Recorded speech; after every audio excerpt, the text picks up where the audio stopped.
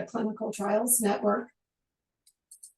For any of you who don't know me, I have the pleasure of introducing Dr. Aria Crump today. We welcome you, Aria, to the steering committee meeting. Dr. Crump is currently the director of NIDA's Office of Diversity and Health Disparities and the deputy director of NIDA's Office of Research Training, Diversity, and Disparities. She transitioned into this role earlier this year after serving as a health scientist administrator and as the deputy branch chief in NIDA's prevention research branch. She's trained as a behavioral scientist and public health professional, specializing in the social, cognitive, and developmental aspects of risk-taking in adolescents and applications to preventive interventions. Dr. Crump received her doctoral degree from the Johns Hopkins University Bloomberg School of Public Health and completed postdoc studies in prevention research at the Eunice Kennedy Shriver National Institute of Child Health and Human Development. Throughout her career, she has been dedicated to promoting prevention science, empowering the next generation of NIH researchers, advancing health equity, and supporting diversity in the research workforce. The CCTN is very interested in facilitating the training of clinical trials investigators from different clinical disciplines, such as the pharmacy workforce, and diverse backgrounds. And we are so pleased that Aria joined us today to talk about and to answer questions about NIH and NIDA training opportunities that could potentially leverage the Clinical Trials Network. Aria, thank you, and I'll turn it over to you. Great. Thank you so much, Kristen. I really appreciate it. And thank you all for allowing me to join the meeting today. It's my pleasure to be here. Aria Crump, and I want to tell you just a little bit about myself before I get started. Go backward many, many years. When I was much younger, I developed an interest in science as a career from two programs. One was when I was in high school, I was able to go to work in labs at Johns Hopkins, working to learn about the research at the intersection of psychology and biology. The other experience was I was able to work at Emory University as an undergraduate student, and I learned about public health. I didn't understand anything about public health before that experience, and it really did change the trajectory of my career. And with that, I just wanted to say that I feel like I've come full circle, and that through my office, I'm really supporting young investigators as they develop their interest and understand what their options are with regard to the research workforce. So with that, just wanted to give you a little sense of what I wanted to chat about briefly today. First off, I want to give you a little overview of our office, what we do, who we are. I want to tell you about some of the programs related to diversity enhancement in the workforce, as well as research training that we support. So examples are our office's Diversity Scholars Network. I want to talk a little bit about various research training opportunities, as well as supplements that play a critical role in supporting both diversity and continuity in the workforce. I want to talk a little bit about career development awards specifically, and other unique funding opportunities. And then I want to tie things up by talking about how CTN may leverage the resources available at NIDA. So starting off with ORTDD, Office of Research Training, Diversity, and Disparities. We work into units, but our work is actually very much intermingled across the units. We're led by Wilson Compton. And under the research training umbrella, we do coordination. As you know, the divisions actually provide oversight for research training such as the T awards, the F awards, the K awards, but we coordinate the funding decisions and provide assistance with referral for those programs. We also manage NIDA's loan repayment program, and we provide support to NIDA's international program through our Office of Diversity and Health Disparities. We have a number of programs, which I'll talk about, to support workforce diversity. And also we work on advancing other diversity-related initiatives as well as research at NIDA.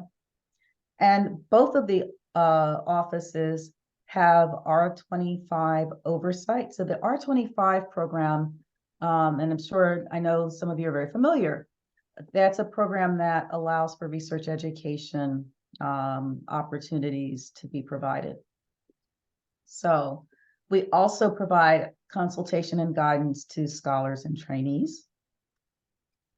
So just want to dial down into the Office of Diversity and Health Disparities. And I've shared my slide deck, and these are active links on these slides. So you can actually see more about the training and mentoring R25 grants program that we support. I'm going to talk a little about the Diversity Supplement program, but we also have a NIDA Diversity Scholars Network and NIDA Diversity Scholars Travel Awards that we support, as well as a summer research internship program that is focused on undergraduate students specifically.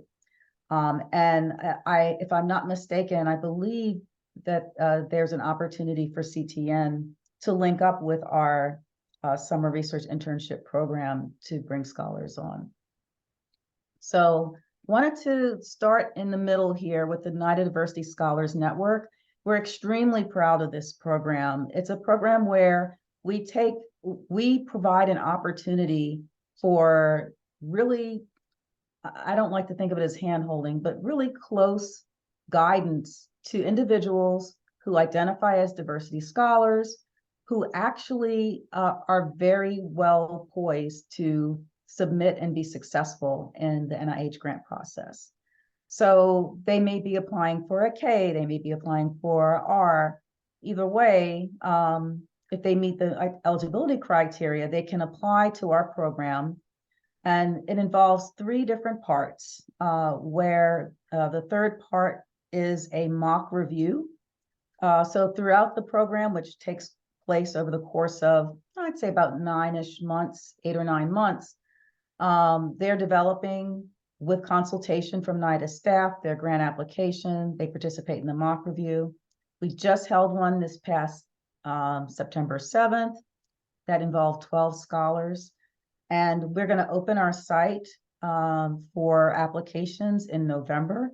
So if you have interest or if you know of folks in this particular program, sorry about that. Do you hear an echo, or is it just me? We just muted a line, so okay. please. Oh, thank you. Got it. So if you know of folks who would be interested and would benefit from this type of program, they can follow up with Isabella Ellenwood.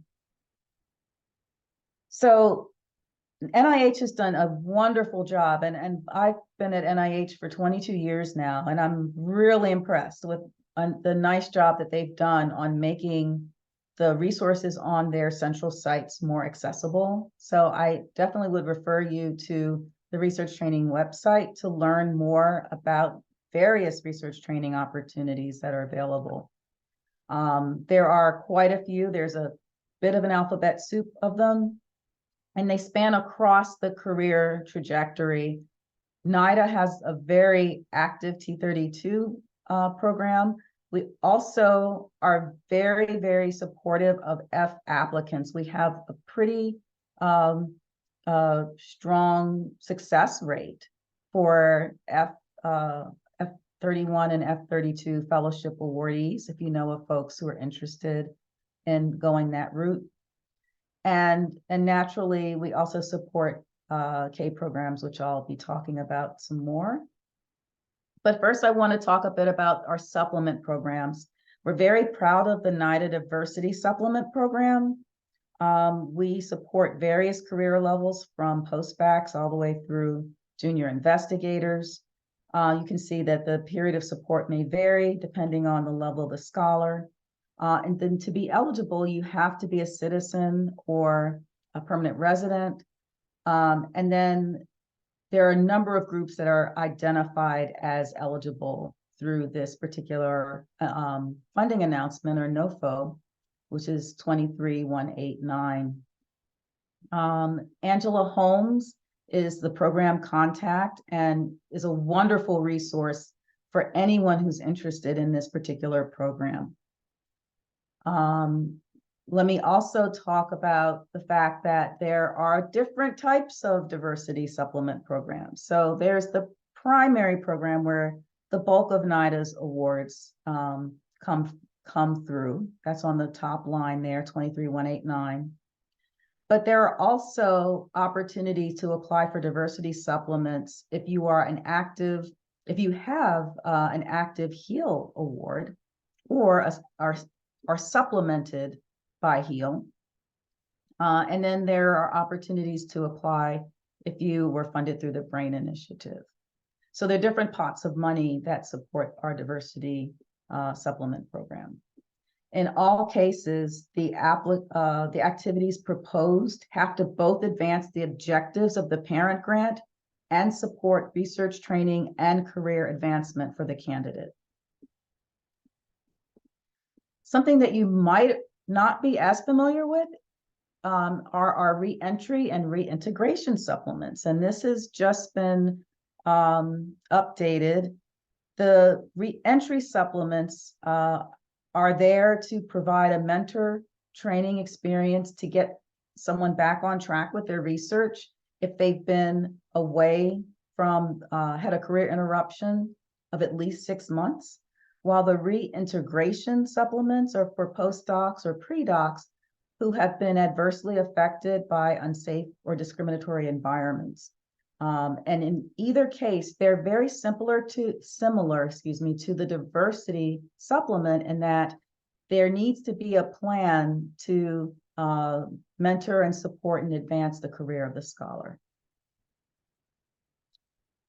I wanted to also highlight the K kiosk. NIDA participates in the K01, K08, and K23 as mentored career development mechanisms. The K08 is focused on clinical scientists research, whereas the K23 is patient-oriented research. These three mechanisms are 5-year mentored mechanisms for individuals who already have institutional support and have a permanent appointment. Whereas the K99R00 mechanism is very distinctive.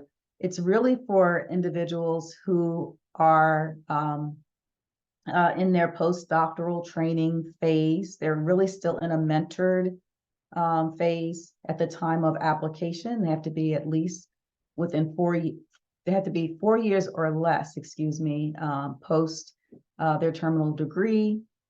And these are individuals who do not have to be permanent residents or U.S. citizens. And so for the Pathways to Independence Award, or K99R00, this is a 2-phase award. For the K99 phase, they are really finishing up their training and mentorship and publication and networking and career development activities while they're looking for a job. And so they move to a faculty position because in order to secure the R00 phase, they have to be in a tenure track or tenure track equivalent position. Okay. So I wanted to also, once they get into the R00 phase, and they have 3 years to conduct independent research. And I wanted to also just highlight that there's a variant of the K99 known as the Mosaic K99 that is specifically for supporting scholars who are from diverse backgrounds.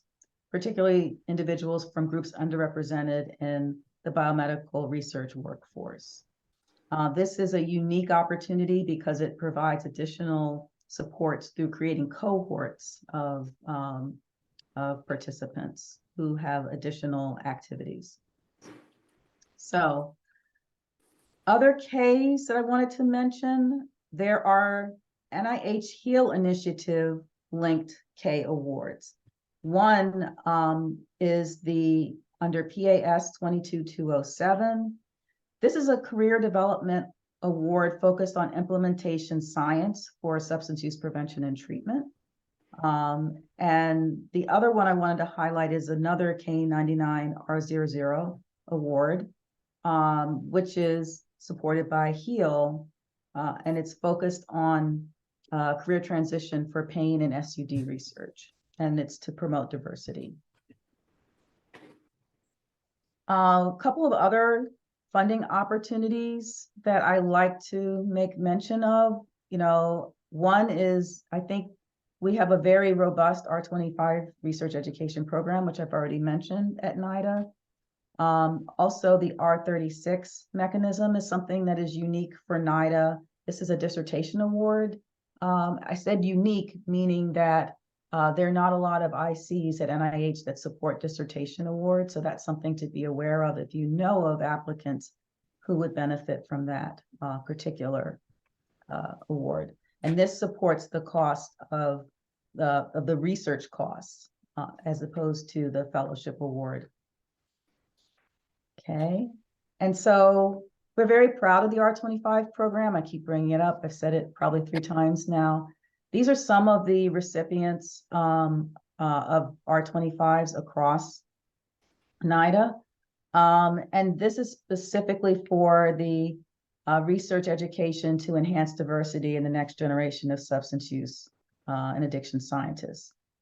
So this is something that could potentially be useful for individuals who want to start a program like this, but I also think it's useful for everyone to be aware that these exist, because this is a wonderful source for learning about, and connecting with diverse applicants who are interested in SUD research. And so I know I've had the opportunity to talk to a number of folks who lament how difficult it is to identify diverse scientists. And so I just wanted to also make the statement that these programs may be a really good way to connect with individuals who are supporting those scientists. So if you were interested in learning more about those programs, what would you do? So everyone knows about the NIH Reporter, may have used the advanced search with the NIH Reporter. If you go to the advanced search page, you can actually identify NIDA, T32, R25, and K12 programs pretty easily.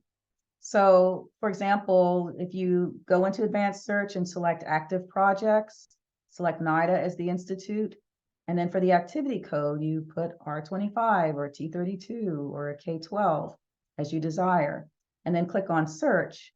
And then you're able to see, what we're funding. You can actually see, and if you select active, it's showing you awards that, are currently active. So just wanted to share that. I also wanted to talk for a moment about NIDA's loan and NIH's loan repayment programs. So the loan repayment program is really an important piece of the puzzle for a lot of investigators, and of all, whether they're from underrepresented backgrounds or not, but particularly for a lot of investigators from underrepresented backgrounds, these make it more accessible to stay in science. They actually relieve the burden, or leave a lot of the burden for some scientists of school loans that we know are not necessarily equally felt by all. So I just wanted to highlight that this is something we encourage early career scholars to apply for. There's a website. The application is now open for this current year. You don't have to have a current grant, but you have to have a commitment to conducting a particular area of research, and for NIDA to support it, it has to be of relevance to NIDA. So you'll notice that there's the different brands, varieties of loan repayment programs, the clinical, pediatric, health disparities. NIDA participates in what we call the LRP REACH program. And that's for NIDA specifically means we're interested in applications from forensic pathologists and medical examiners, as well as addiction scientists working in drug development and data scientists or computational neuroscientists. So these are, again, we ask you to spread the word about it for those who are looking, to really feel confident that they can stay in science and it's not a burden to them. I wanted to talk for a moment about a couple of funding announcements. One, accelerating the pace of drug abuse research using existing data. I'm surprised it says drug abuse research because I thought it was reissued and I thought we were changing using non-stigmatizing language.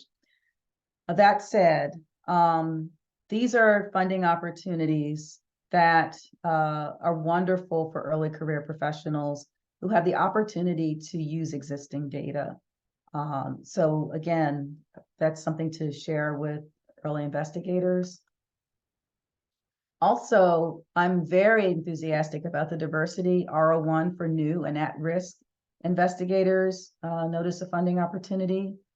The reason I'm excited about this is because through this announcement, and this is something that NIDA does collaboratively with other institutes, we're able to tell investigators you can identify yourself as a new investigator or an at-risk investigator who identifies as someone who is from a diverse background. And if you're an at-risk investigator, what that means is that if you've had prior funding as a PI on an independent research award, but you will not have any funding in the following fiscal year if you're not able to get an award. And so for this particular program, NIDA has set aside funds, which shows NIDA's commitment to this particular pool of investigators, the new and at risk. So wanted to spread the word about that. And then also spread the word about NIDA's Racial Equity Initiative notices of funding opportunity that are currently open. There's one on, you can see what they're on, and I'm sharing the slides, so I don't need to read through them. But I want to particularly highlight the Racial Equity Visionary Award Program. This is a DP1, which is a really unusual grant mechanism. It really is under the NIH Pioneer Award. And it really lets individuals who have a focus on health equity, particularly related to substance use disorder, as well as social determinants of health, to really expand their research programs with some flexibility, with, I would argue, some unusual flexibility that is possible only through the DP1 mechanism. So why don't, so I just wanted to share that these are open and available. The last due date for these will be in 2024 in November. These are open once a year. So wanted to just say, there's been a lot of questions since June when the Supreme Court handed down its ruling with regard to admissions. And we at NIH believe that diversity matters, and that we want to really spread the message that our notice on our interest in diversity has not changed, that we understand the importance and the value of having diverse teams for having strong science. And so we wanted to really keep that message out there that we're, naturally everyone has to work within the law as they propose and conduct programs, But but we have not changed our position on the value of diversity. Excuse me, one more second.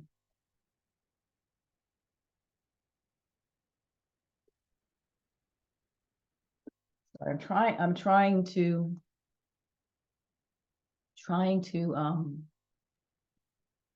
I can tap dance for a little bit if you want. yeah, I'm just trying to mute myself. I'm having trouble. You were just muted.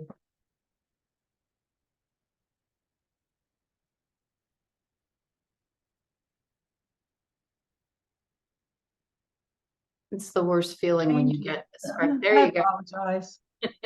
Sorry about that. So that said, I wanted to highlight that NIH is still very much involved in its activities through the Unite initiative. And NIDA is very much involved in its activities through its racial equity initiative as well. And I am so sorry. I'm going to pause right there and figure out, there we go, what I did to mess up my screen.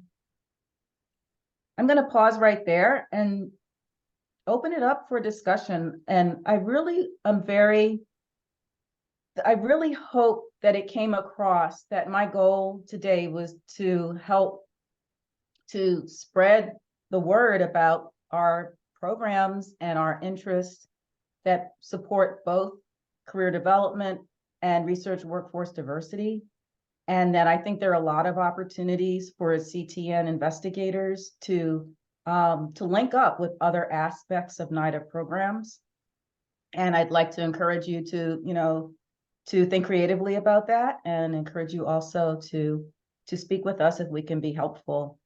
We're also, of course, very interested in thinking about the diversity of, in research as well. And to the extent that you can help us think through how to do a better job of articulating our interest in diversity and realizing the benefits of taking that on, that would be really helpful. So I will pause right there. Thanks so much. Kristen, did you want to continue and facilitate the Q&A discussion?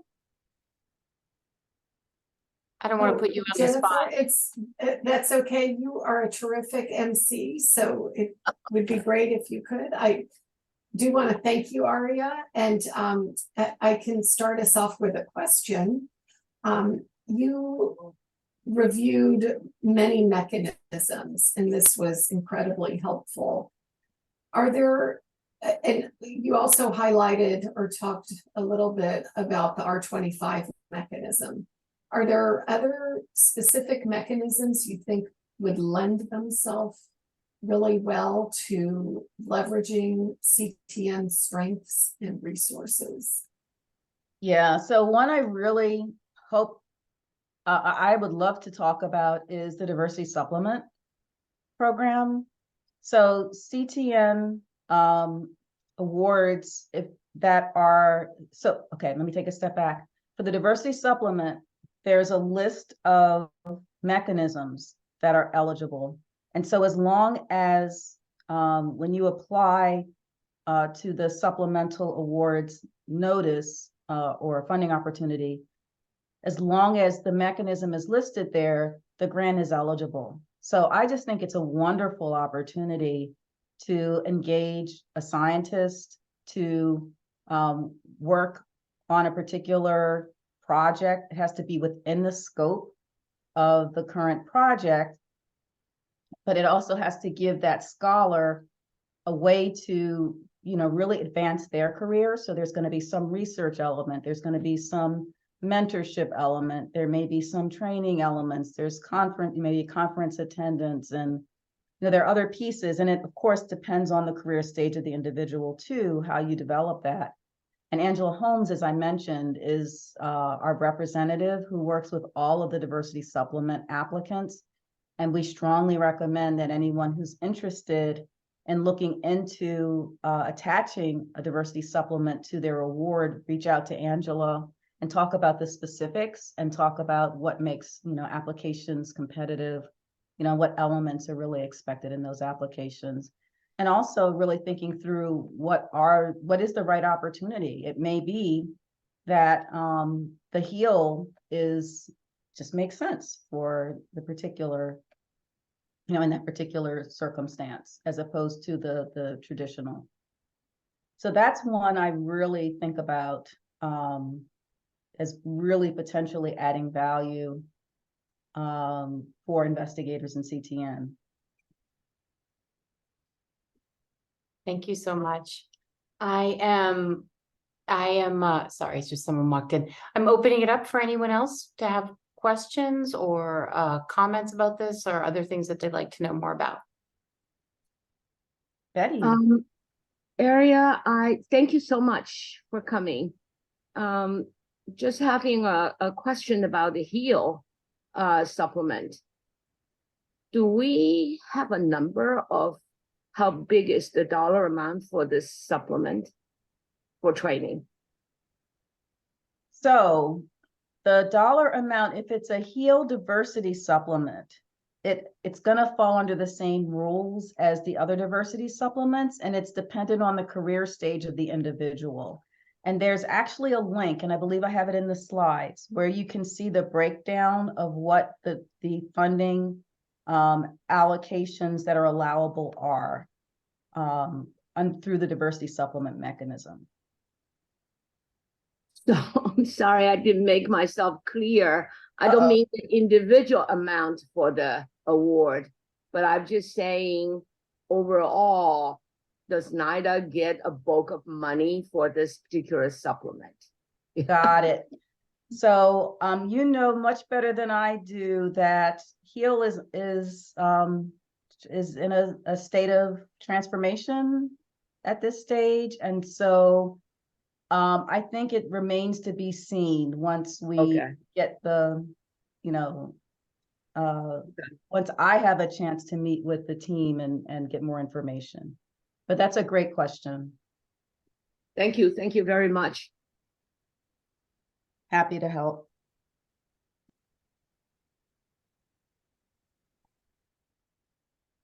Other questions or comments? While we're waiting for questions, I just wanted to make sure that all of our folks, that the slides have everyone's contact information as well. And again, Angela Holmes is the person to talk to about diversity supplements. Lindsay Friend handles all things training, all things research training for the office, including loan repayment program. And then Isabella Ellenwood is the person to talk to about the NIDA Diversity Scholars Network. As a, if you know of folks who may be interested in that particular opportunity. And there was a comment in the chat, and Quandra confirmed that we will get these. I was madly writing down program announcement numbers, but I did that just for myself. The slides are going to be distributed, so you'll have them. That was more a joke about myself than anything else. Yep. Yeah, the slides have already been sent over. They're in the chat, Jennifer. Oh, you can just thanks, download Jen. them from the chat. Oh, I see them now. Appreciate it. Okay, any other comments or questions from anyone? This was extremely helpful. It's funny how often we're aware of these, and sometimes just having them presented again, like you did, gives it a salience, and the timing is everything, right time, right place, right opportunity. And so it's really great. I have to say, coming from Texas, I appreciate the opportunity and the call out on these issues. It creates space for us to really support these activities in ways. So we're going to be looking at the R25 here. Thank you very much. Fantastic. Thank you all. Good meeting with everyone. Thanks for your attention today. Thanks so much, Dr. Crump. Ready. Bye-bye.